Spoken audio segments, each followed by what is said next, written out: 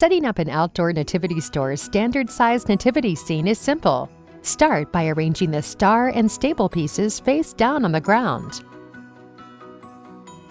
Next, connect the two stable roof pieces to the star.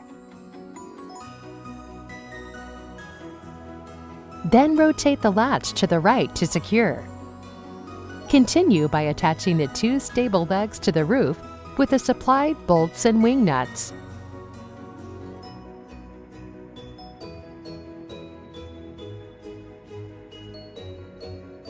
Insert the L-shaped supports through the brackets.